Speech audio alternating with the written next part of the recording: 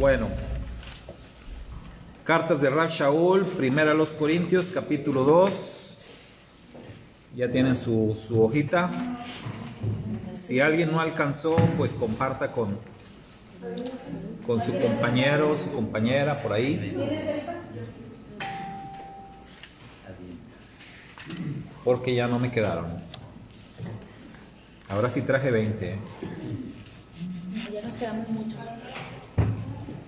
Bueno, ahí compartan con sus compañeros y alguien que les escriba las preguntas a los hermanos virtuales.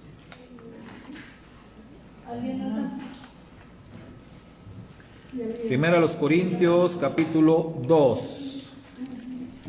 Saludos, hermano Nando.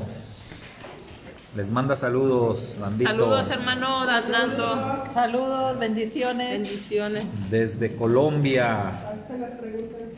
¿Alguien me alcanzó para le paso la meme que No, ya,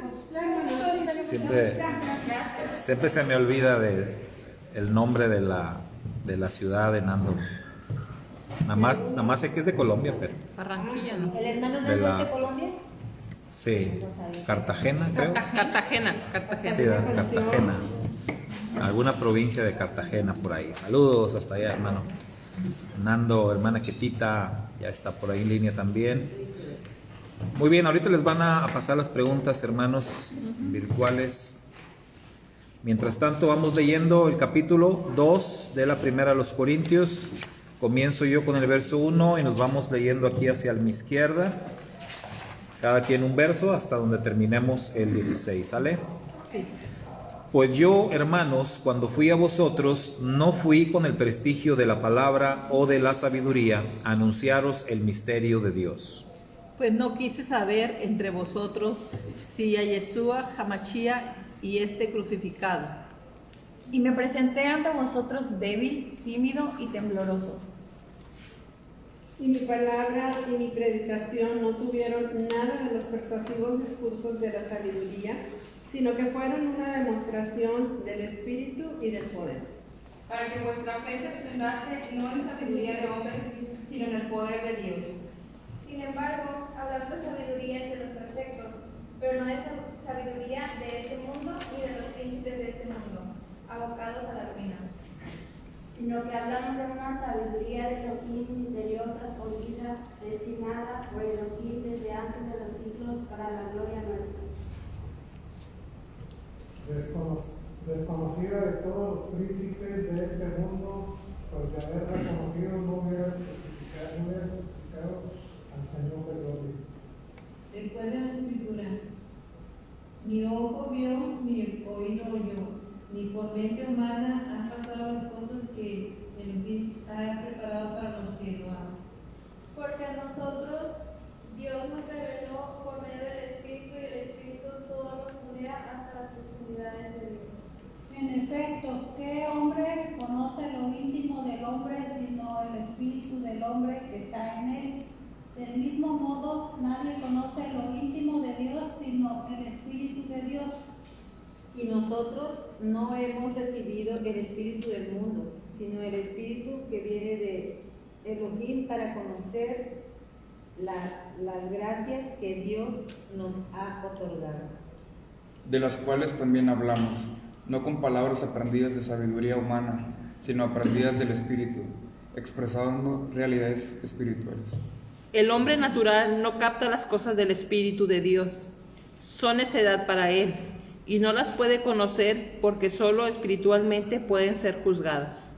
En cambio, el hombre espiritual lo juzga todo y a él nadie lo puede juzgar. Porque, ¿quién conoció la mente del Eterno para instruirle? Pero nosotros tenemos la mente de Mesías. Amén. Muy bien, ahí está todo el capítulo. Y vamos inmediatamente con las preguntas. Y como ya se dijo antes, pues hoy el Eterno nos ha estado hablando o haciendo énfasis con la humildad. Y el tema para esta clase viene a ser evita el orgullo. ¿Sí? Evita el orgullo. Muy ad hoc. Sí, para continuar, ¿no? en el mismo canal. Gracias, Nando, otra vez nos dijo, ahí está, Cartagena, Arjona, dice, Arjona Bolívar es la, me imagino. Sí, apenas, porque ¿Cómo estás? Hablando de... si no se nos olvida otra. Arjona, o sea, dice que es Cartagena. Cartagena y luego la provincia de Arjona. Imagino que Cartagena es como a lo mejor lo que es el estado para nosotros aquí, y la provincia Arjona, Arjona Bolívar. Bueno, ya están ahí, hermanos virtuales, las preguntas, ya se las están escribiendo para que puedan ustedes también contestarlas, participar. Y comienzo leyendo aquí la primera pregunta, que dice: ¿por qué piensa usted que Pablo, cuando se presentó en la comunidad de Corinto, lo hizo como se describe en el verso 3? Entonces vean ustedes, aquí la pregunta es, ¿por qué piensa usted? O sea, es como en la apreciación, quizás alguien lo aprecie de una manera, otro lo puede apreciar de otra manera. ¿Por qué piensa usted que Pablo, cuando se presentó en la comunidad de Corinto, lo hizo como se describe en el verso 3? ¿Cómo se describe, Carlita? ¿Cómo se describe ahí en el verso 3? Y me presenté ante vosotros débil, tímido y tembloroso. Dice, débil, tímido y tembloroso. Entonces, pues cuando alguien llega por primera vez a un lugar, pensemos, ¿no? Te estás presentando, dice, me presenté. Primera vez que él fue ahí a esa comunidad, dice que lo hizo de esa manera. Entonces, ¿por qué piensan que se presentó así? Para poder ser escuchado. Para ser escuchado. Como Bien. bajo perfil, como dicen. Ok. Porque su vida está en peligro. Muy bien, porque estaba en peligro. Muy bien. Ahora dice que él se presentó así, ¿verdad? El prestigio de la palabra. No dice me sentí así, porque una cosa es que te sientas así y digas, oye, yo la primera vez que fui me sentí, pero no dice me sentí, dice me presenté así. Yo que ya había escuchado cosas acerca de eso, de esa comunidad, que mejor utilizó ese método. Bueno, como dice Karen, o sea, fue como bajo perfil, como una estrategia. Una estrategia. Puede ser, ¿no? Voy a llegar. Ajá. Yo lo asocio también al tipo de mensaje que él llevaba. O sea, más adelante hay otros pasajes que dicen que él mengua para que Yeshua crezca. Entonces, como él llevaba el mensaje del Mesías. Hasta Colombia se oyó así. Perdón, hermana. Como él llevaba el mensaje de Yeshua como rey, o sea, pienso que también era como cuando vas a ser usado, o tú quieres ser usado, ¿verdad? Por Baja Kodesh. Es como, o sea, pues ya no soy yo, ¿verdad? Tú hablas, Señor, y también pienso que tal vez esa pueda ser la humildad. Sí, me llamó la atención lo que dijo el hermano Memo. Estaba en peligro su vida. ¿Por qué estaría en peligro su vida? Pues porque le iba a presentar a otro rey. Sí, él va a hablar del Mesías, o sea, él va, ahora recuerden, ahí en Corinto, lo dijimos la semana pasada, era una sinagoga judía, ortodoxa. Entonces él llega con el mensaje de Yeshua, del Mesías. Entonces, la primera vez que Yeshua entró a una sinagoga para predicar, ¿se acuerdan cómo le fue? Lo sacaron. Lo sacaron y lo querían matar. Patearon y Lo llevaron hasta un despeñadero y lo querían aventar por ahí. Pero el poder del Eterno se manifestó y él se fue entre ellos sin que le hicieran daño. Pero de primera instancia, cuando Yeshua se paró frente a ellos y les dijo, hoy se ha cumplido esta escritura delante de ustedes, fue todo lo que dijo, ¿no? El texto de Isaías 61, inmediatamente la respuesta de la comunidad aquella, de aquella sinagoga, fue agarrarlo y llevárselo y matarlo, porque decían, está blasfemando, y en la parashá de esta semana aprendimos que a los blasfemos pues se les mataba. ¿sí? Se les mataba. O sea, entonces, eso era, y por eso lo que decía el hermano Memo es muy correcto. Su vida está en peligro. Él sabe que lleva un mensaje que pone en peligro su vida. Entonces, decían por acá, decide presentar un bajo perfil. O sea, no llega así como que yo sé todo y no. Entonces dice tímido, una persona tímida, así se presenta. ¿Cuál fue el otro? Tembloroso, débil. De por sí algunos dicen que el aspecto de Pablo era pues de alguien como que no imponía mucho, o sea, sí, físicamente, ¿verdad? Como que era más bien de baja estatura, y no era un Moisés, ¿no? Moisés, dicen los sabios que Moisés sí era algo de cuidado, alguien que físicamente daba miedo.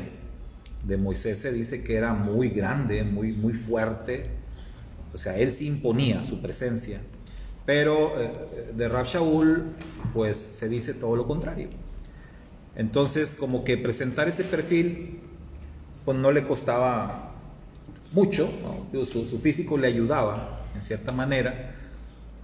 Pero digo, igual puede haber personas que físicamente no impongan mucho porque sean bajitos, menuditos. Sin embargo, su personalidad impone, ¿verdad? Bastante. Yo recuerdo con mucho cariño a un profesor que tuve cuando estudié el seminario en Matamoros, que era director del seminario, y este hermano pues era físicamente muy pequeño, ¿verdad? Muy bajito de estatura, muy menudito, muy delgado, pero tenía una voz que se oía de aquí a Ferreiza, ¿verdad? Predicaba el hermano con una fuerza y con una personalidad tremenda. Entonces, a pesar de su aspecto físico, imponía mucho su personalidad, su forma de hablar, ¿sí? Y pues era el director, le teníamos miedo. Dimas. Dimas, sí, el famoso Dimas, bendito el Eterno, todavía vive. Entonces, digo, Pablo era así. Físicamente no imponía mucho, pero su personalidad era muy fuerte. Él decide presentarse tímido, temeroso, ¿verdad? Que lo vieran así, pero fue una estrategia, tomando las opiniones que han dicho, fue una estrategia que él decidió hacer para pues cuidar su vida, ¿verdad? Porque sí estaba en riesgo. Él sabía que al predicar el mensaje que él llevaba, podían querer matarlo. Y vemos en el libro de los Hechos que varias veces le pasó, ¿verdad? Por su mismo testimonio, él dice, tantas veces me han apedreado, tantas veces me golpearon, tantas veces me hicieron esto, me hicieron aquello, me metieron a la cárcel, tantas veces recibí latigazos. Entonces, manejar un perfil bajo era una estrategia. Él estaba tratando de salvaguardar su vida, su integridad física, porque ya sabía de lo que se trataba esto, ¿no? Muy bien, ¿quién nos ayuda con la pregunta número 2? Bueno, ¿están todos de acuerdo en esto de la 1? De acuerdo. Muy bien. Número 2. ¿Qué diferencia hay entre una predicación persuasiva hecha con sabiduría humana y la predicación con el poder del Espíritu? Muy bien. ¿Qué creen, hermanos? Hermana Poli dice, probablemente era una estrategia, ya que la ciudad de Corinto se consideraba de las más peligrosas. Muy bien, ahí está, ¿verdad? Lo que decíamos. Bueno, además de lo que comentábamos, la hermana Poli dice que la ciudad de Corinto era bastante peligrosa, y es verdad. Decíamos la semana pasada que era una ciudad grande, cosmopolita, había gente de muchas partes, había mucho comercio, pues mucha prosperidad, pero como todas las grandes ciudades con esas características también son peligrosas, ¿verdad? Igual, así como Reynosa, Tamaulipas. ¿Saben que Reynosa estuvo considerada en algún momento como una de las ciudades más peligrosas del mundo? No de México, del mundo. Creo que ya nos quitaron esa etiqueta, pero Ya nos ganó Afganistán. sí. Celaya, bueno.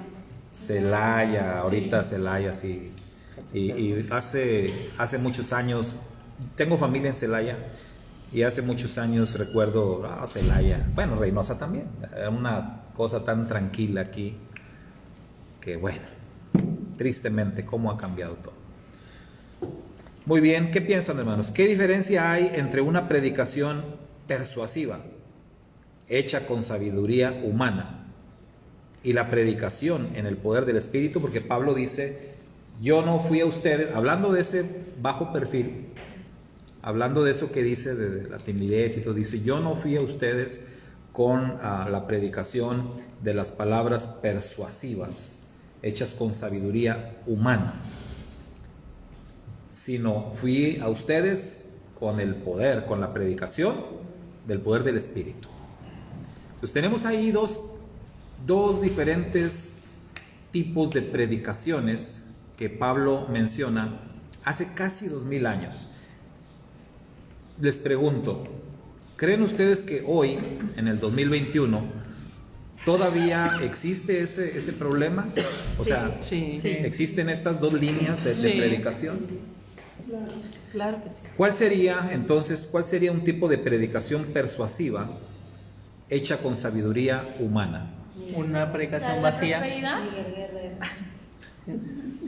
Una predicación vacía. Decía una hermana, sin testimonios, hermana. Yo digo que no es tanto Que nos vacía. está viendo el mundo aquí. Una predicación persuasiva hecha con sabiduría. O sea, a lo mejor Pero sí. tienes toda la razón. O sea, a lo mejor sí haces algo, pero es algo como pura emoción en ese momento. Ok. O sea, El sí. manejo de las Ajá. emociones. Y una predicación con el poder de la palabra es alguien que sale transformado. O sea, algo, el Padre cambió en ti algo. No sales igual. Entonces yo eso pienso, ¿verdad? Para mí es la diferencia. Entonces, Buen una punto. predicación persuasiva porque es cómo está viendo en este caso el predicador de lo que carece la comunidad, la iglesia, y él va a predicar sobre de eso para persuadirlos a hacer X cosa, pero dentro de la predicación. Y la de el Santo, lo que es el Espíritu, pues el poder del Espíritu, pues el varón, el predicador, no va a fijarse tanto en el comportamiento, sino va a ser guiado por el Espíritu. por el Espíritu. Sí. Y fíjense que hoy en día, desde hace algunos años ya, impera mucho en las iglesias la cuestión de la psicología. Bastante.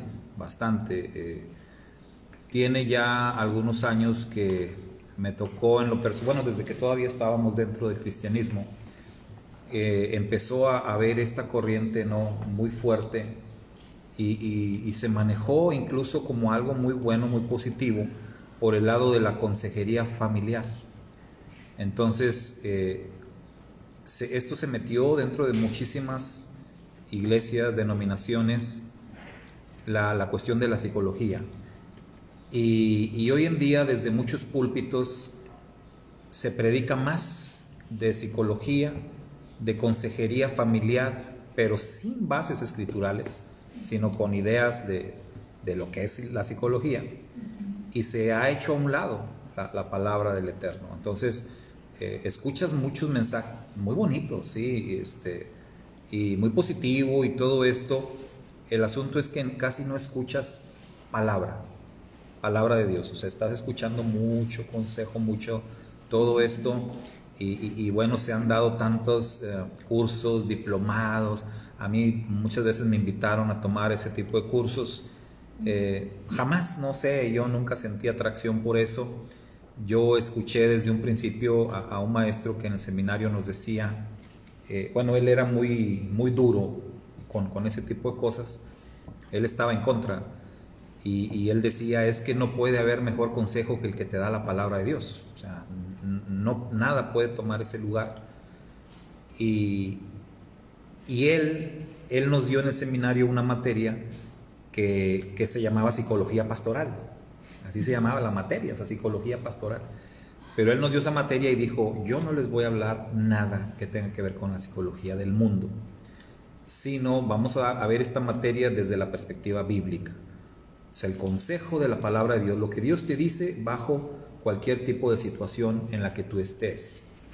Sea un problema de pareja, sea un problema padre-hijo, sea lo que sea, para lo que tú requieras una ayuda psicológica, vamos a ir al consejo de la palabra de Dios. Él era muy duro en ese aspecto y era enemigo de que andar viendo psicólogos y estas cosas. Y entonces quizás eso a mí me marcó en mi ministerio y siempre fui un tanto reacio hacia las cuestiones de la psicología. A menos que el psicólogo en cuestión o la psicóloga en cuestión pues fuera creyente y atendiera como prioridad la palabra de Dios antes que la cuestión de la psicología. Entonces pues bienvenido, pero si no, pues igual lo rechazaba. O sea, algo que ha pasado es eso. Los púlpitos se han llenado de mucha sabiduría humana y la sabiduría divina pues la han hecho a un lado. Entonces en la sabiduría humana pasa mucho esta cuestión de la cuestión persuasiva, de la manipulación de las emociones. E incluso pues recuerdo, ¿no?, las famosas campañas evangelísticas en donde te van preparando, o los cultos, ¿no?, los servicios de hoy que te van preparando. Llegas a un servicio típico de muchas iglesias y no, pues una hora 20 de alabanza, ¿no? Y ahí está, ¿no? Ahí te tienen saltando y gloria a Dios, y salte y salte y salte, y en movimiento, y la alabanza bien rítmica y todo.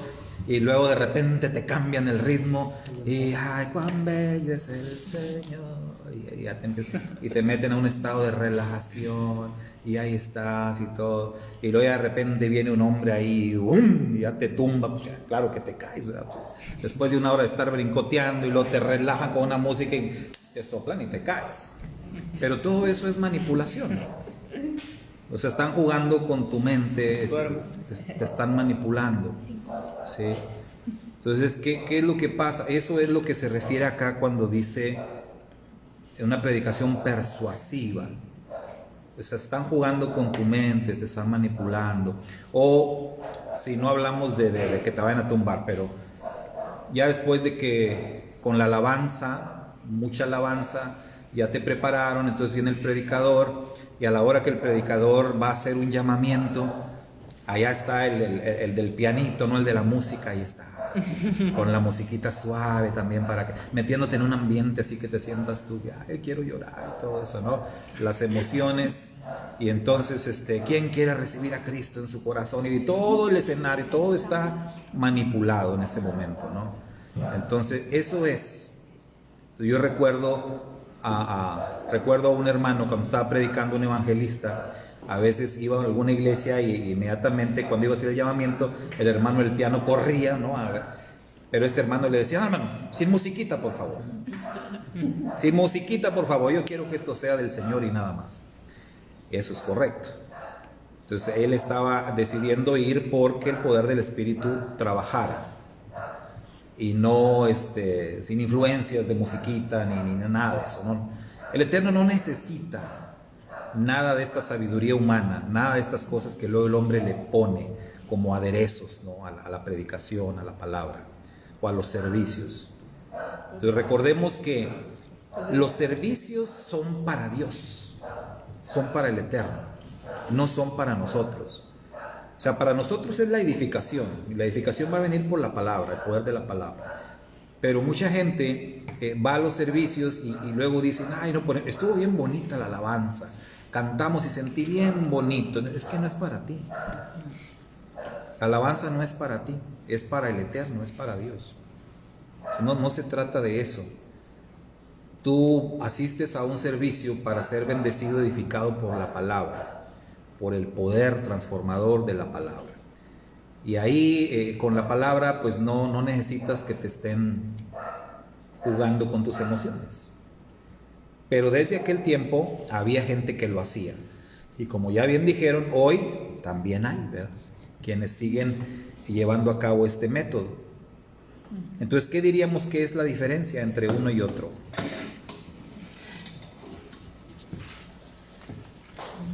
¿Qué opinan? Lo emocional. ¿Podríamos decir que los resultados son la diferencia? Pues sí. ¿Qué resultados va a haber de una predicación persuasiva hecha con sabiduría humana? Que no Es una permanece. llorada ahí un ratito nomás. Funciona. Yo pienso que la espiritual debe de dar fruto. Exacto. Y la otra, a lo mejor, como fue cuestión temporal o de una convicción temporal, algo cambia. La espiritual no, se tiene que dejar ahí la semilla y tiene que dar fruto en su momento. Aún en esos casos hay que acallar el alma, ¿verdad?, como decíamos hace rato.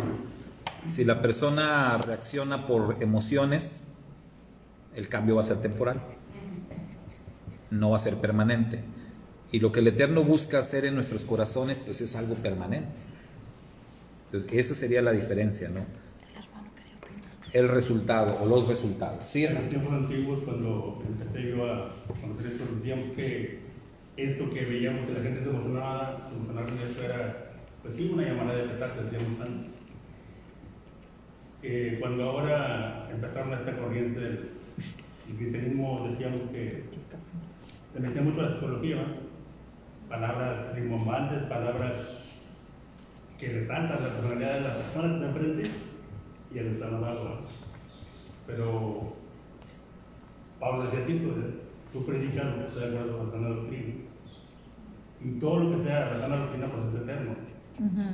Y es raro que te digan algo que venga la palabra que después se te olvide. Eso no se te olvida. Y la diferencia es esta. Lo que es de emociones como hablamos, es enterrar como ya se vivir. La palabra es eterna. Y no se puede creer la palabra.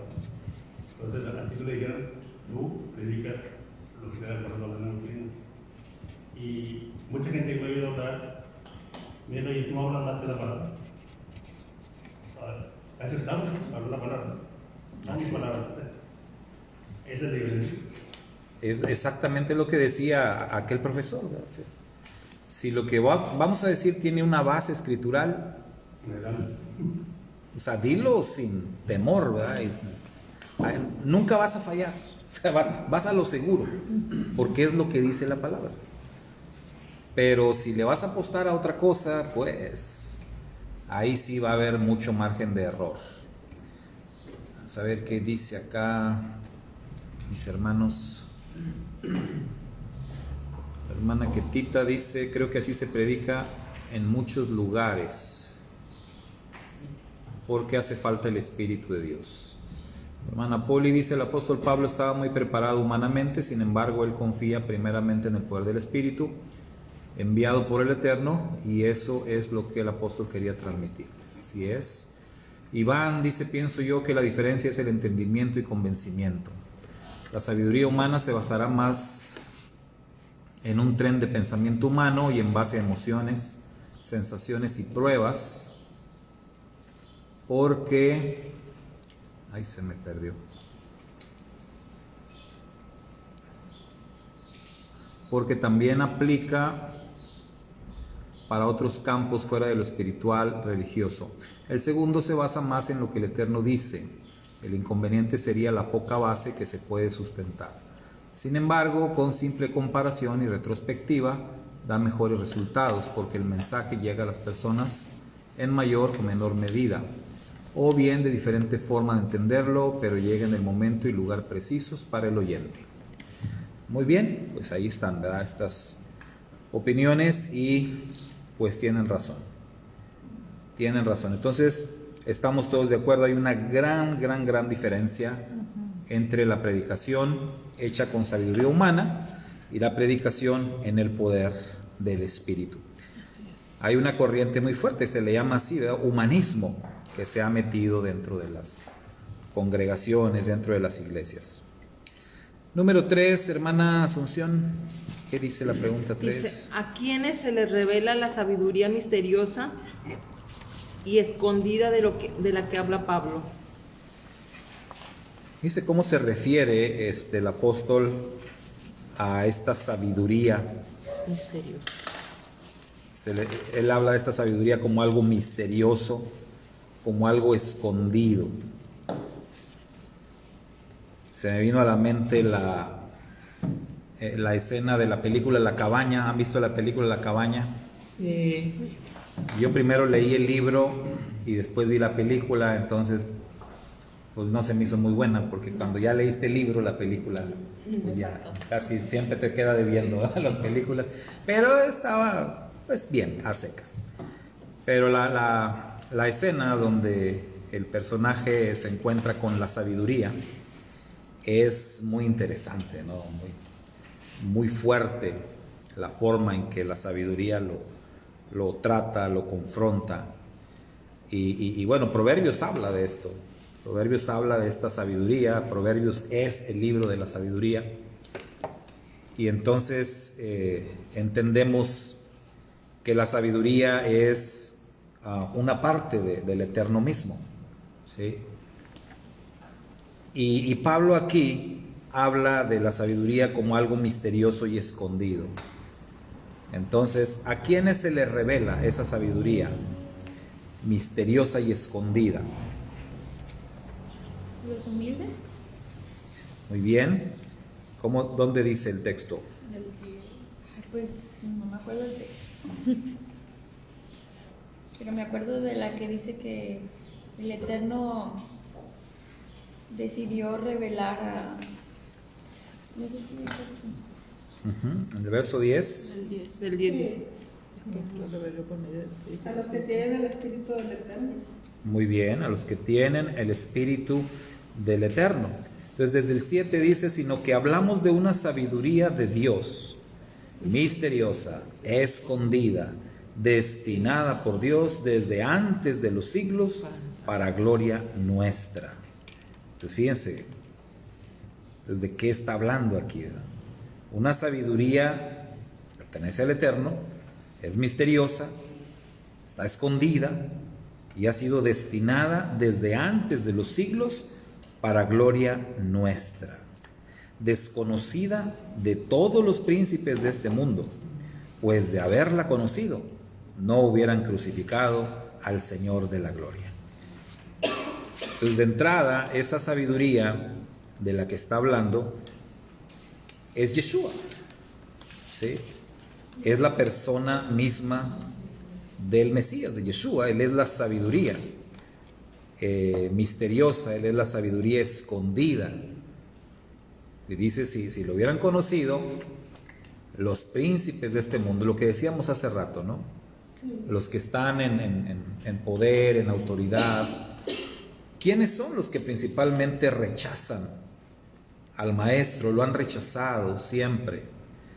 ¿A quienes pone en peligro la enseñanza de Yeshua? ¿Por qué el Imperio Romano en su momento se convirtió en un feroz perseguidor de los creyentes en Yeshua?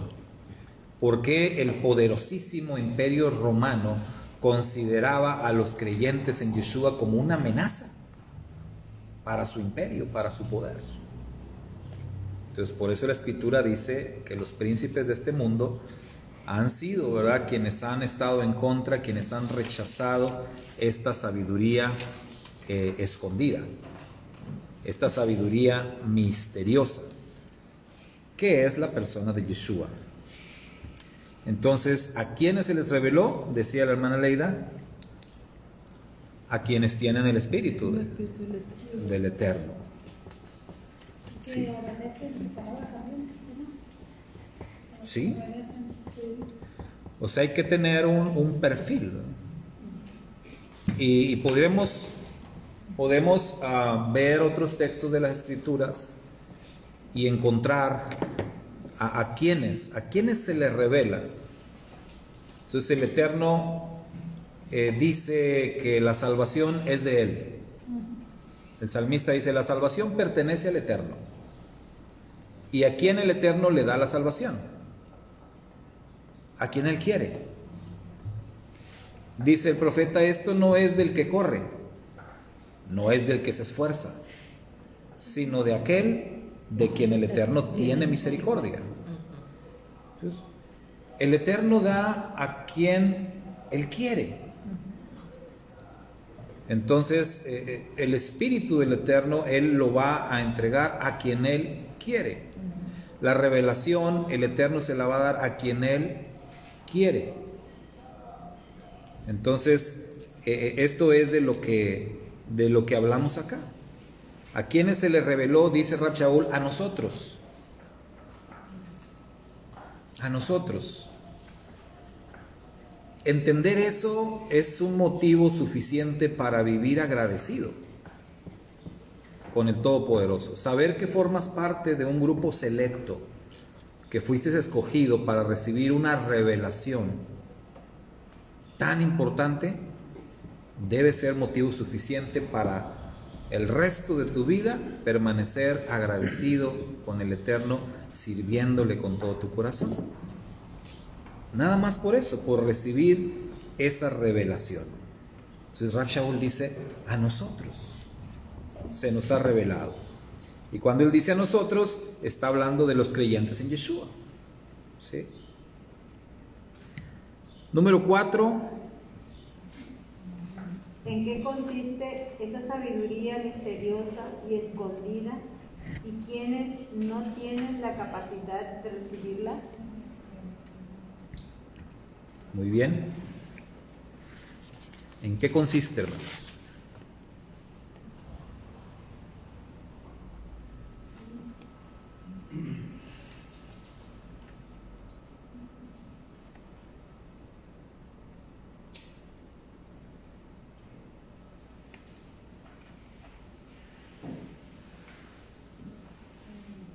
Es en la obra de Yeshua, ¿no? No lo dijiste ahorita.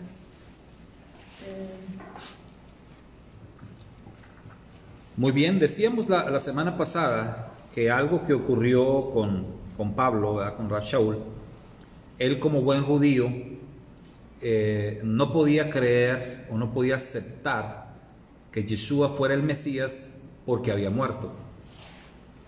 Entonces tuvo que venir Yeshua, aparecer ante él resucitado, demostrarle que él había regresado de la muerte misma, y entonces él estuvo totalmente convencido de esto.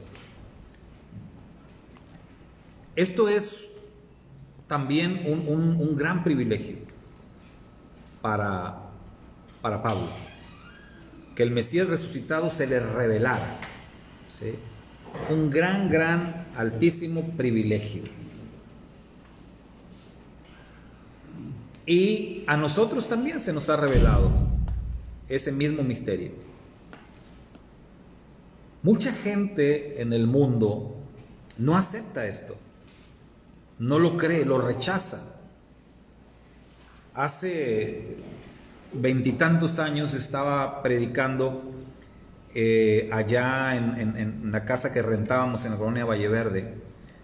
Era mi primer año como predicador, recuerdo, y estaba yo ahí predicando con bastante entusiasmo un mensaje precisamente acerca sobre la muerte y la resurrección del Mashiach, y bien entusiasmado predicando, y de repente se levanta un hombre que estaba ya hasta el final de la casa. Se levanta este hombre y empieza a gritarme y empieza a vociferar en contra de lo que yo estaba predicando, y me desafiaba diciendo: ¿cómo puedes tú estar seguro de eso? ¿Y quién ha muerto y quién ha regresado? Alguien que haya ido al cielo y que haya venido para que pueda demostrar eso que estás diciendo. Ninguno de los muertos no resucita. Y ahí se agarró gritando y diciendo, y bueno, yo dije: este es el diablo, ¿verdad? Este es el diablo.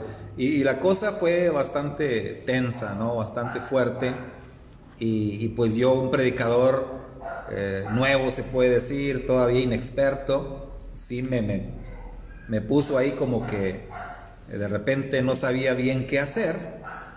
Lo único que le dije fue: pues señor, si me hace favor, pues guarde silencio, y si quiere ahorita platicamos, ¿no? En privado, aclaramos lo que haya que aclarar. Y nada, se dio la vuelta y se fue ahí hablando feo y se retiró. Bueno, pero ¿qué es lo que pasa y qué es lo que eso demuestra? Que muchísima gente rechaza contundentemente el hecho de la resurrección. ¿Sí? Ese misterio que en la persona de Yeshua, decía nuestra hermana Leida, la obra de Yeshua. Entonces la obra de Yeshua, que tiene que ver decíamos la semana pasada, en el aspecto con los griegos por un lado y con los judíos por otro lado. Con los griegos o hacia los gentiles, el hecho de que alguien regrese de la muerte pues suena algo descabellado. Locura, precisamente. Y enfocándose hacia los judíos, en la persona de Yeshua, lo que tiene que ver con su mesianismo, bueno, probablemente a los judíos no les iba a costar mucho aceptar esto de la resurrección, pero lo que sí no iban a aceptar era otros aspectos que tenían que ver con el mesianismo de Yeshua. Entonces todo tiene que ver con la vida y con la obra del Mesías, todo. Una de las cosas que el pueblo judío no iba a aceptar hace 2000 años y que incluso hoy en día no aceptan es el hecho de que las 10 tribus perdidas o desaparecidas fueran a regresar. O sea, en tiempos de Yeshua, hablar de que las 10 tribus del norte regresarían a formar parte del reino de Israel otra vez, era hablar de algo que ellos no querían escuchar. Rechazaban de manera contundente. Ellos decían, esto es el pueblo de Dios, o sea, Judá. Israel desapareció. Israel rechazó al Eterno, rechazó el pacto. Israel se volvió gentil. Israel se perdió. No existe más. Nunca. Aquí nada más somos nosotros, el pueblo judío. Y ese pensamiento de hace 2000 años hasta hoy todavía persevera. Entonces la dificultad para aceptar a Yeshua como el Mesías no tenía que ver solamente con el hecho de que no hubiera cumplido con las reglas que los rabinos le ponían y que le siguen poniendo hasta hoy, sino con el hecho de hablar de la resurrección de las 10 tribus perdidas, del regreso de las 10 tribus perdidas. O sea, esto choca completamente con el pensamiento judío.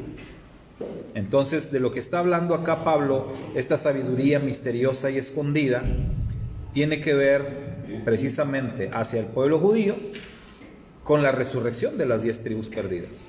Tiene que ver con el pueblo gentil, con la resurrección física del Mesías Yeshua. Y tiene que ver con la trascendencia para los elegidos de esta edad presente a un reino venidero. Que en el pensamiento griego todo eso era algo, como dice la escritura, como locura, como algo que no puede ser. Sin embargo, a eso es lo que Pablo está predicando, eso es de lo que está hablando. Esa es la sabiduría escondida, misteriosa, que está en la persona de Yeshua. Un estilo de vida muy distinto. Pues quienes no tenían la capacidad de recibirla, decíamos ahorita, principalmente los gobernantes, principalmente los líderes, aquellos que están enfocados en esta edad presente, entonces no son capaces de recibir esa sabiduría. O sea, sus mentes, sus corazones, su vida está puesta en otra cosa, muy distinta. Y no quieren cambiar. Entonces la gente que está a gusto con su forma de vida, que está contenta con lo que es, que no quiere cambiar, pues no va a tener la capacidad de recibir esta sabiduría. Hace muchos años estudiamos un curso que se llamaba Mi experiencia con Dios. ¿Cuántos alguna vez lo vieron? Mi experiencia con Dios, un libro muy bueno que hablaba de la experiencia de Moisés y que decía que en una parte de la experiencia con nuestro Dios, siempre, todas las personas vamos a pasar por una etapa que se llama ajustes. Ajustes, un cambio radical de vida. Moisés está muy a gusto, Moisés está muy contento a sus 80 años, viviendo con su esposa, viviendo ahí en aquella región, y de pronto el Eterno llega y le dice: he escuchado el clamor de mi pueblo que está esclavo en Egipto y he descendido para liberarlos, y tú vas a ser mi libertador, tú vas a ir. Todo lo que implicaba para Moisés. Por eso Moisés rechazaba. Por eso Moisés puso excusas, 1 y 3, 4, hasta 5 excusas. Porque Moisés no quería esos cambios en su vida. Los cambios, los ajustes son algo muy significativo. Y por lo regular, las personas rechazamos esos ajustes y esos cambios cuando nos quieren ser impuestos por alguien externo. Cuando esos ajustes, esos cambios vienen de ti, porque tú lo quieres hacer, es algo que surgió de ti, pues no tienes ningún problema. Pero cuando esos ajustes más bien sientes que alguien te lo está imponiendo, pues no lo quieres, lo rechazas. Y el Eterno, su palabra nos dice que el Eterno nos llama a hacer ajustes, a hacer cambios. Entonces, no estamos dispuestos. Cuando no estamos dispuestos a esos cambios, automáticamente no tenemos la capacidad de recibir esa sabiduría. Recuerde, la sabiduría es Yeshua, Él mismo es esa sabiduría. Pero ¿qué decía Yeshua? El que quiera venir en pos de mí, niéguese a sí mismo. ¿Sí? ¿Qué más? Cada día, sí. ¿De qué está hablando eso? Cambios, ajustes. ¿Estás dispuesto? ¿El joven rico estuvo dispuesto? No, no estuvo dispuesto. El que dijo, déjame enterrar a mi padre, no estuvo dispuesto tampoco. Yeshua dijo, no. Déjame ir a despedirme de mi familia. No, tampoco. No eres capaz. No eres apto. Entonces, ¿quiénes son capaces? ¿Quiénes son aptos de recibir esta sabiduría? Evidentemente, los que tienen otras prioridades no tienen esa capacidad. 5. ¿Cuál es el medio para conocer, entender y recibir dicha sabiduría? ¿Cuál es el medio? El Espíritu, porque en el versículo 10 dice, porque a nosotros nos lo reveló Dios por medio del Espíritu. Entonces, el medio es el Espíritu. ¿Cuál Espíritu? El Espíritu del...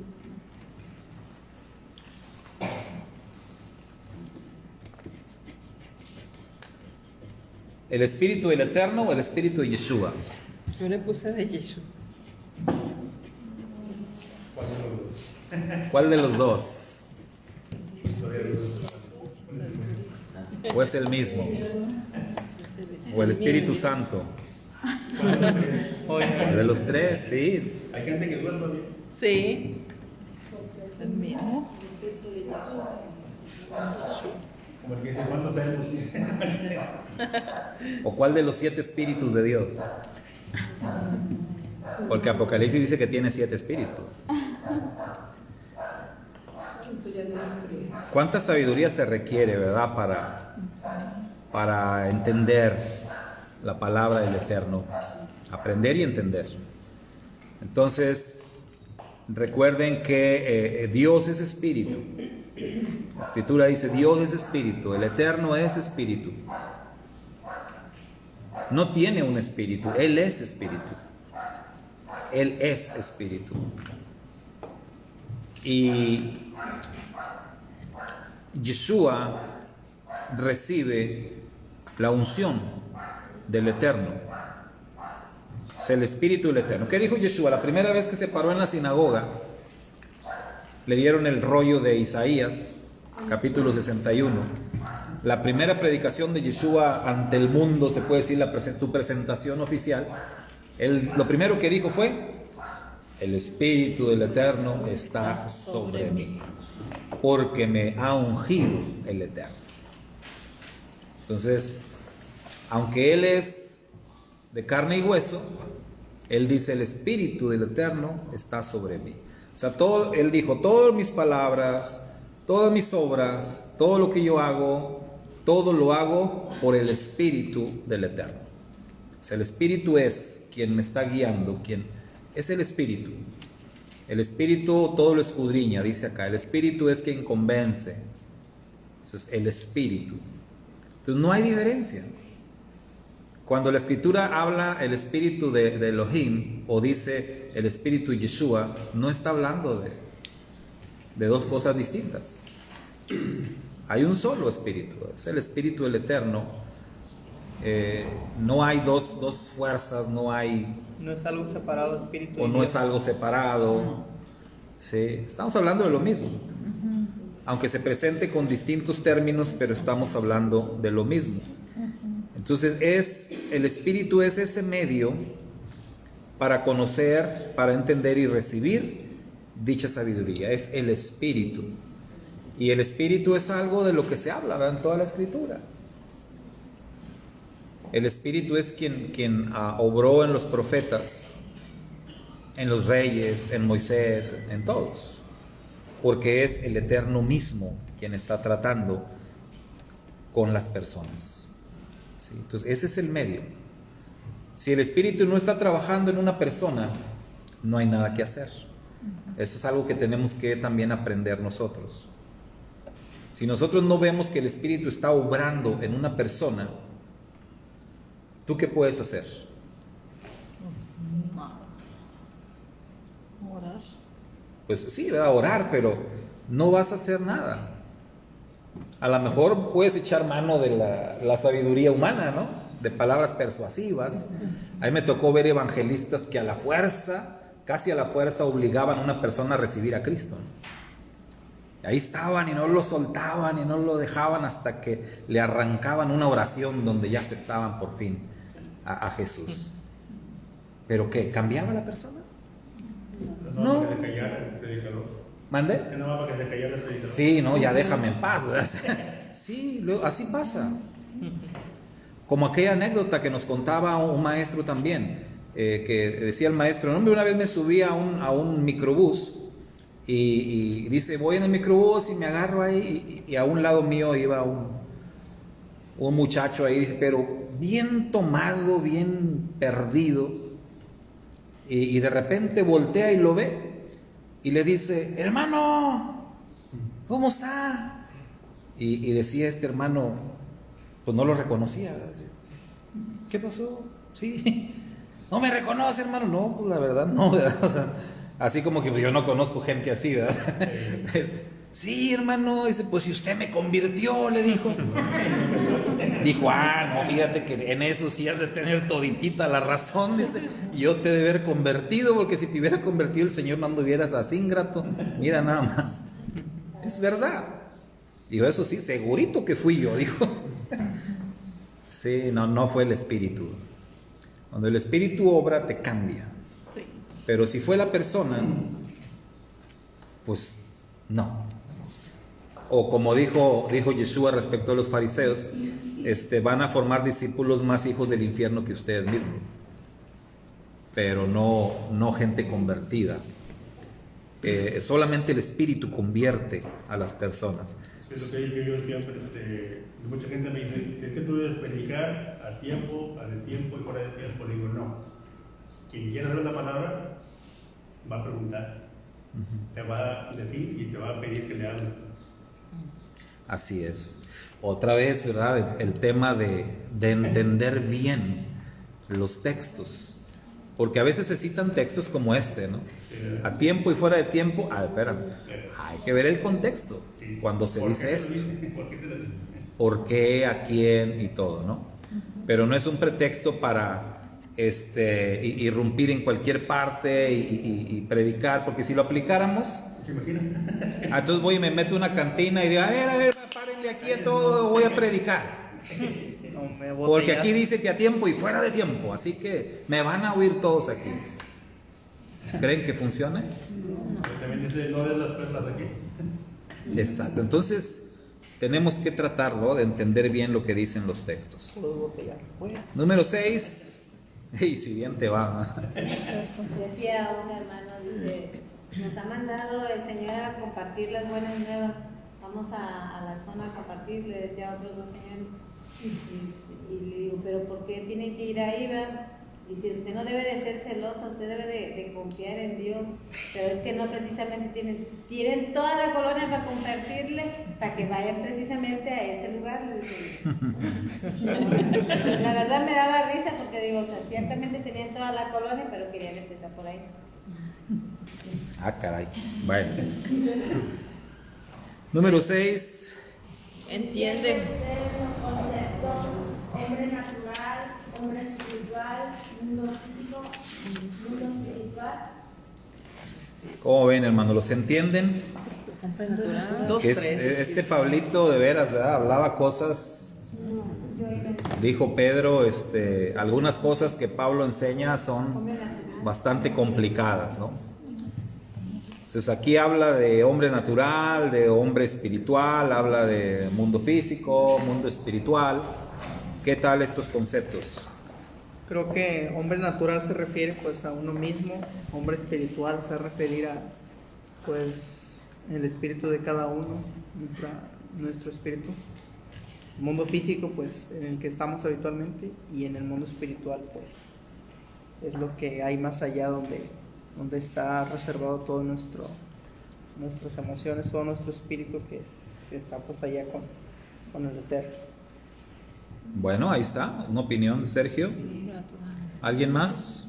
Yo, Sí, hermana. pues que el hombre natural no percibe las cosas que son del espíritu. Por ejemplo, pues él no puede entender las cosas del Creador, ¿verdad?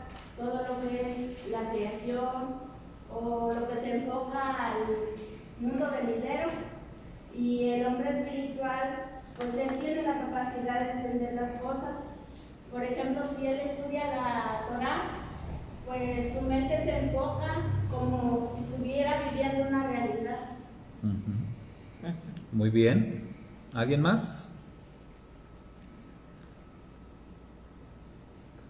¿Alguien más quiere opinar sobre estos conceptos? Hombre natural, hombre espiritual, mundo físico, mundo espiritual.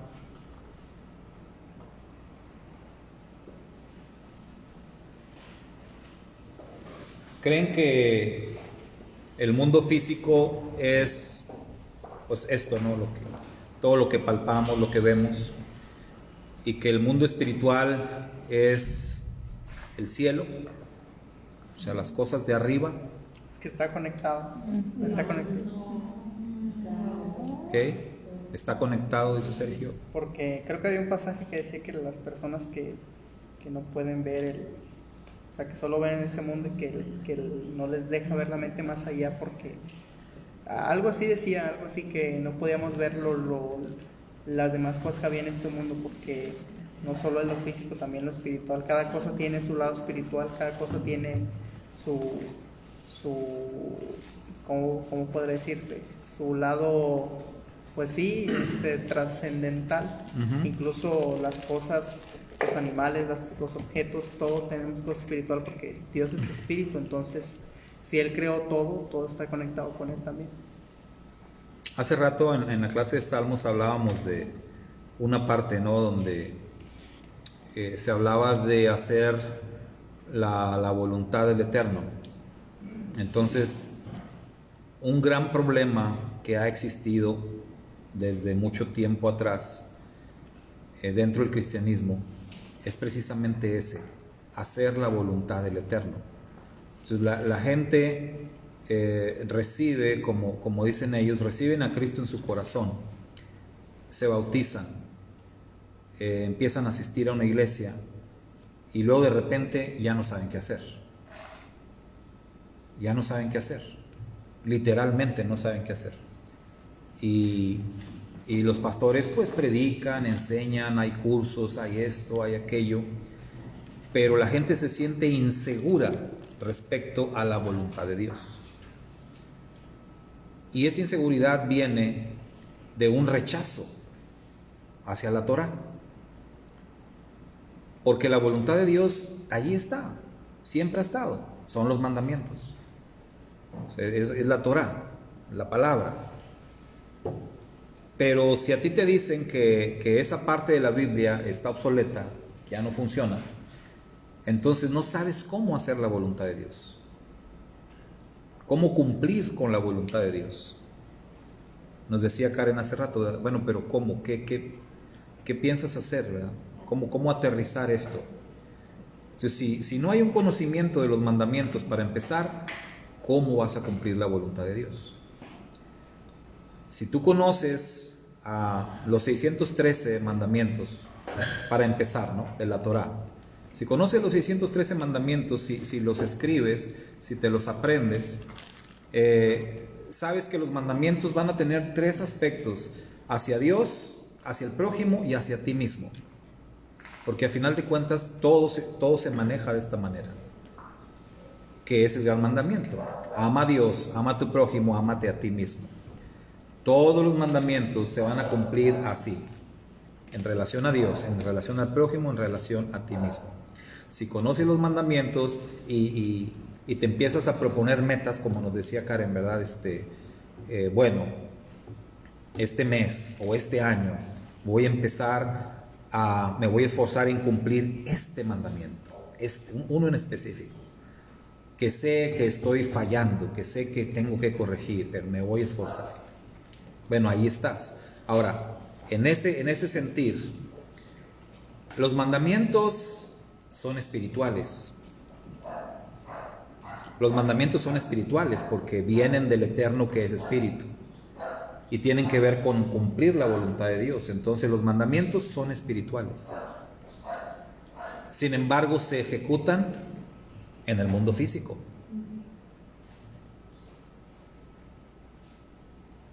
Y decía Sergio, es que está conectado. El mundo físico está conectado con el mundo espiritual. Cuando Jacob sueña la escalera que une el cielo con la tierra, es una revelación. El mundo espiritual está conectado con el mundo físico. Mashiach también dijo que lo que desatas. Sí. Lo que es desatado en la tierra es desatado en el cielo. Lo que es atado en la tierra es atado en el cielo. Hay una conexión entre el mundo físico y el mundo espiritual. O en otras palabras, el mundo espiritual, diríamos, está aquí mismo. Solo que se requiere ojos espirituales para poder verlo. Se requieren sentidos espirituales para poder percibirlo. Sí, hermana. Sí. Hermana, yo no lo entiendo aquí, ¿verdad? Que dice que el hombre que es espiritual lo juzga todo, mientras que a él nadie lo juzga. Ahí sí me lo puede explicar. Sí, bueno, es la última. Esa es la última pregunta. Ok, es que como la lista sí está abierta. Es la última, ahorita alguien nos la va a explicar, vas a ver. Pero esta que es, entonces nada más entendamos quién es un hombre natural en ese aspecto. O sea, vemos que hay un mundo físico y existe un mundo espiritual, y ambos mundos están conectados. Sí, están conectados. Entonces, aquí nada más tendríamos que definir quién es el hombre natural. El que no cree eso, el que no lo acepta, el que lo rechaza, el que no lo puede percibir, el que no lo puede ver. Ese es el hombre natural. Hace rato me contaba nuestra hermana una anécdota, ¿verdad?, de una experiencia que tuvieron hace tiempo, una experiencia sobrenatural, en donde ellos tomaron una decisión de fe en medio de una tormenta, entrar con su vehículo en medio de mucha agua, con el riesgo de morir, porque te puedes morir, ¿verdad? Pero toman una decisión basada en fe. Yo les platicaba una experiencia que tuvimos mi esposa y yo también muy similar, en donde tuvimos que tomar esa decisión y donde mientras atravesábamos igual estábamos totalmente en las manos del Eterno, pero es el Espíritu, o sea, ahí entendemos esto, es el Espíritu el que en ese momento te pone a ti, vamos, usted dele, el mismo Espíritu que le dijo a Moisés, ¿y qué estás esperando? Atraviesa el mar, dile a las aguas que se quiten y pasa por lo seco. Ese mismo Espíritu que le dijo a Moisés esto, de repente a nosotros nos dice cosas así, que hagamos cosas que otra persona no va a hacer, no lo va a hacer, y puede ser que alguien por terquedad lo haga y se va a quedar ahí, ¿verdad? Sí, hermano. De hecho, yo me acordé, no recuerdo muy bien la anécdota bíblica. En ese momento dije, los hermanos que supieron que veníamos en medio de la tormenta están orando. Yo me acordé de la anécdota bíblica de cuando uno asignó a un grupo de personas a orar y otros a cantarle alabanzas. Entonces a mí lo que me vino a la mente fue, dije, si mis hermanos están orando por mí, entonces lo que hace falta es la alabanza para recibir el triunfo. En este caso era una batalla, no recuerdo los personajes bíblicos, pero ahí lo que me vino fue a la mente eso. Entonces lo que hace falta son alabanzas, cantarle al Eterno para que nos saque de aquí. Y pues bendito sea el Padre, o sea, porque pues estamos aquí, lo estamos contando y pues la gloria sea para el Eterno, porque sí, es un mover de fe. Y yo de hecho yo le decía a mi esposo, digo, ay hombre de poca fe, si el Padre puede hacer tantas cosas. Todavía hace unos días le decía a una persona, dice que conoció a una persona por medio del sistema, de los medios, y dice, está muy lejos, y dice, me dice que va a venir, dice, pero sería mucho dinero que tendría que invertir. Y le digo, pero dice, ni creo que lo tenga. Digo, bueno, vamos a pensarlo de dos maneras.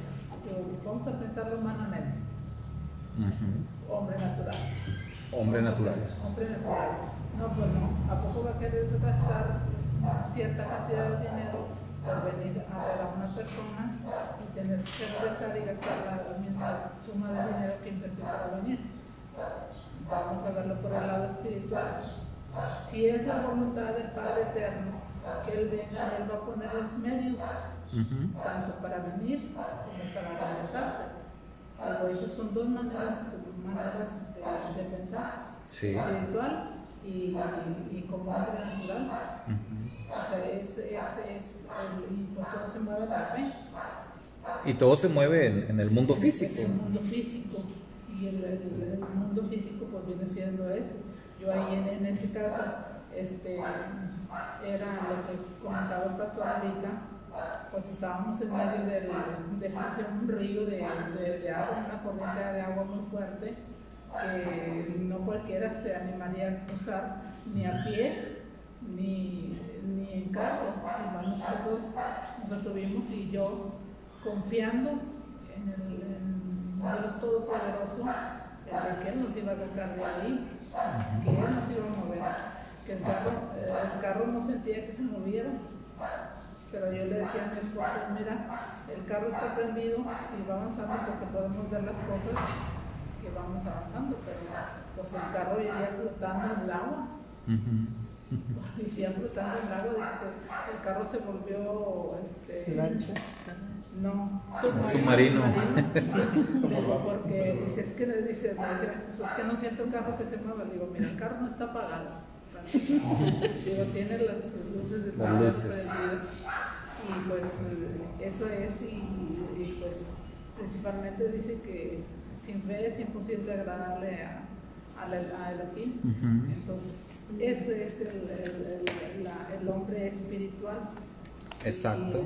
Y la honra y gloria sea para el Eterno, porque sí hemos visto muchas veces las manos del Eterno, las cuales el hombre natural no lo cree. Si me permite, no sé si tenga tiempo de platicar otro testimonio. Sí, hermana. Hace un tiempo, pues ya hace unos años, mi hijo estaba trabajando como practicante. Él es licenciado en informática. terminó sus estudios y estaba trabajando como practicante. Entonces ya cuando termina le digo, hijo, ya es hora de que empieces a volar un poquito más alto. Y bueno, ya salió una vez por ahí, fue al empleo. Y pues sí, mamá, se me ocuparon, renuncia a donde estaba, y ya al siguiente día va al trabajo. ¿Cuál fue pues su tristeza en ese momento? Debut y despedida. Y llegó ahora sí que llorando porque se había quedado con deudas por lo mismo de la graduación y todo lo que se tiene que hacer papeleo cuando se termina la carrera. Y él dice, mamá, dice, ahora sí estoy como el perro de las dos tortas. Dice, y me quedé sin uno sin otro. Digo, ¿y qué me quieres hacer sentir culpable? Dice, no mamá, pero pues llorando él, porque tenían que liquidar las cuentas. Digo, bueno, si así como así yo te dije que fueras a hacer trabajo, ahora te digo que vuelvas a hablar a donde estabas. Ay mamá, le voy a decir como, dice, voy a regresar como dicen, con el perro con el cola entre las patas. Digo, ok, no vayas. Digo, publica. Ahí en eso, lo que se mueve, en las redes. Me duró poco el gusto, ya estoy desempleado. Ahí a poco así voy a poner, así pongo, si me hiciste caso de ir allá, entonces mi caso dice, pero ya hazlo ya, en el de ya. Agarra su laptop, lo publica y le suena el teléfono. Yo creo ni 5 minutos pasaron. ¿Qué, Carlitos? Dice, ¿ya estás desempleado? Dice, sí, no. Dice, pues vente. Dice, vente. Dice, aquí hay trabajo para ti. Dice, dice, vente mañana. Dice, no, pues ya va. Dice, ya fui a hablar. Dice, lo que me dijo el patrón, dice que me tomara días de descanso, que me iba a dar la liquidación. Dice, y que el tiempo que volvía, creo que una semana. Dice, ya voy a entrar como empleado, dice, con sueldo como lo que es, de carrera. ¿Era su antiguo trabajo? Era su antiguo trabajo, sí, él volvió a regresar. En eso estaba mi yerno ahí, dice, ay suegra, dice, no puede ser eso. Digo, ¿por qué? Dice, porque ya está corriendo la liquidación. Le digo, mira, yo no entiendo nada de burocratismo, de empleos. Digo, yo lo que sé es que tengo un Dios tan grande que hace tantos milagros. Y ya fue en eso donde, pues ya fue y vino él.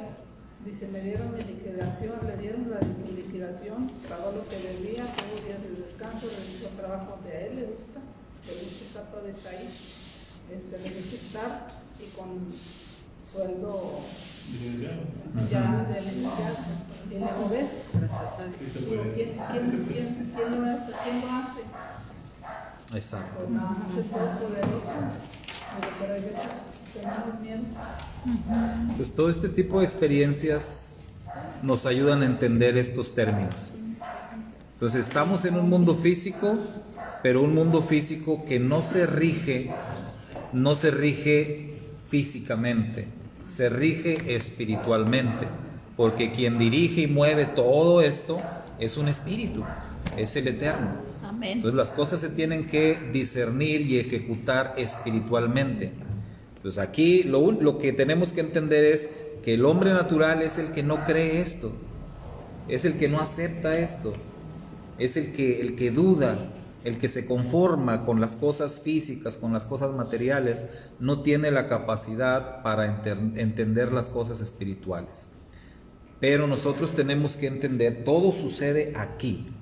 O sea, una experiencia espiritual no es como Pablo, que me lleven al cielo y que no. La experiencia espiritual es tener fe y es ejecutar obras físicas en este mundo físico que son imposibles para el hombre natural. Así es. El hombre natural cree que todo es imposible, pero el espiritual no ve nada imposible. Entonces, de hecho, esto ya explica un poco la última pregunta, ¿no? Porque la última pregunta dice que hay que explicar los versos 15 y 16. Lo que decía ahorita la hermana Shirley. Decía la hermana, ¿cómo está eso? ¿Por qué el hombre espiritual juzga todas las cosas y no puede ser juzgado por nadie? Está diciendo eso la Escritura respecto al hombre natural. ¿Sí? Entonces, un hombre espiritual no puede ser juzgado por los naturales. ¿Sí? ¿Se entiende eso? O sea, los hombres que caminamos en el terreno de lo espiritual, los que son naturales, o sea, los que son incrédulos, los que no tienen fe, no nos pueden juzgar. No nos afecta su juicio, absolutamente para nada. Pero nosotros podemos juzgar todas las cosas. ¿Qué quiere decir eso? Bueno, quiere decir que precisamente porque nos movemos en una esfera de lo espiritual, en la fe en el Todopoderoso, tenemos la capacidad, el potencial de cualquier cosa. Mashiach lo manejó de esta manera. Mashiach dijo, si tienes la fe del tamaño, hablando físicamente, ¿no? De la semilla de mostaza, tienes el poder y la capacidad de decirle a una montaña, hey, desarráigate de ahí y échate en el mar, y lo va a hacer. Estás hablando de algo imposible. Sí, es algo sencillo. La gente puede vivir donde quiera, puede vivir en un mundo natural o puede vivir en un mundo espiritual, siempre y cuando su fe sea suficiente para entenderla. Porque el Señor dice, sin fe es imposible de verdad. Así es. Y la fe, hermanos, la fe trabaja de manera distinta en cada persona.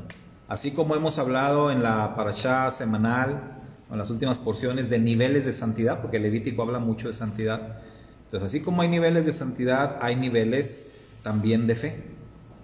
Una persona puede tener poca fe. Yeshua le dijo a sus discípulos más de una vez, hombres de poca fe. O sea, sí tenían fe, pero poquita. Sí, pero cuando se tiene la fe suficiente para hacer algo, lo haces. Pero todavía puedes hacer cosas mayores. En el ministerio terrenal de Yeshua, los discípulos fueron enviados, hicieron cosas tremendas. Sanaron personas, echaron fuera demonios, hicieron un montón de cosas, un montón de señales. Y vinieron con el maestro, oh maestro, bien contentos, hicimos esto, hicimos aquello. Y Yeshua le dijo a los discípulos, ustedes todavía van a hacer cosas mayores. Todavía, cosas más mayores que estas. ¿Cómo va a funcionar eso? En la medida de fe. Según la medida de fe que el Eterno ha concedido a cada uno, es lo que vas a hacer en el mundo físico. Pero de eso es de lo que habla esa última parte del texto. ¿Sí? Entonces el hombre espiritual no puede ser juzgado por nadie, vamos a decirlo así, del mundo natural.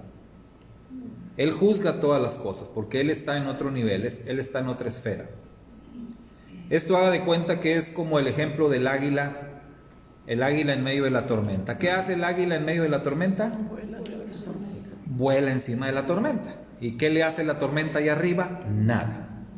Es exactamente lo mismo, es un ejemplo para esto, ¿no? El hombre espiritual está por encima de lo natural. Pues las cosas que están pasando ahorita, con esto terminamos, ¿no? Las cosas que están pasando ahorita en el mundo, en el orden de lo natural, la pandemia, las fallas en los sistemas de gobierno, las sequías, la falta de abasto de agua, la amenaza que hay, ¿no? De falta de abasto de agua. El día cero. El día cero. Bueno,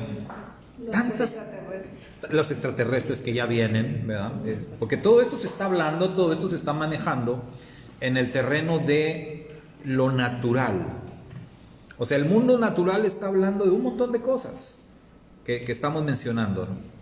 Muchas más. El hombre espiritual, ¿qué va a hacer con todo eso? El hombre espiritual está por encima. El hombre espiritual va a hacer lo que el águila. Me elevo y vuelo encima de todo eso. Puede ser que tú conozcas a alguien, un hombre natural, Puede ser un vecino tuyo, un amigo, un compañero de trabajo, y va a venir y te va a decir, oye, ¿sí sabías que los extraterrestres ya van a aterrizar? Ya vienen, ya Estados Unidos ya dijo que vienen los ovnis y tú así como que, pues que vengan. Oye, pero ¿a poco no te da miedo? No, ¿verdad? Yo estoy arriba de eso. Sí. Oye, que viene la nueva cepa del virus y está matando millones de personas. Ahora sí nos vamos a morir todos. Pues está bien, ¿no? Sí, me explico. O sea, el hombre espiritual no le va a hacer mella nada de esto. No se va a asustar, no se va a sorprender de nada, porque el hombre espiritual está por encima, es lo que está diciendo Pablo. O sea, todas esas cosas ya las esperaba, ya lo sabía, no me sorprende, porque pues tengo un Dios que yo sé que puede hacer eso y más.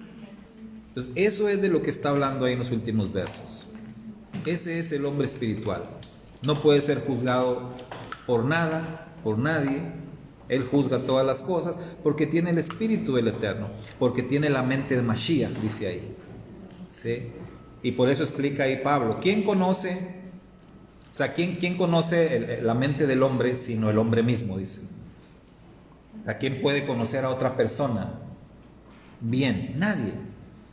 Solamente la misma persona sabe, conoce su propia mente. Y dice Pablo, así el Espíritu del Eterno conoce las cosas del Eterno. Ese Espíritu que está en Mashiach. Y luego dice, y nosotros tenemos la mente de Mashiach. Y por eso dice, ¿quién puede entonces juzgar al hombre natural? ¿Quién puede? Nadie. O sea, del mundo natural, nadie. Está hablando respecto al mundo natural, ¿verdad? Entiéndase. Obviamente en el mundo espiritual sí hay quien nos puede juzgar, sí hay quien puede, pero en el mundo físico no. Estamos por encima de todo eso. Entonces así es como lo tenemos que entender. ¿Alguna duda, hermanos? Complicadito los Corintios, ¿verdad? No tanto como Romanos, creo. No, Romanos sí. Es que aparte ser trabalenguas. Ay, no. La carta de los Romanos está considerado como el escrito teológico más complicado de toda la Biblia. ¿Sí? Pero bueno, ya lo... Hay judíos que estudian. Ya lo estudiamos. Las cartas de Pablo también dicen que están difíciles. También se atoran ahí. Bueno, nos despedimos. Shalom.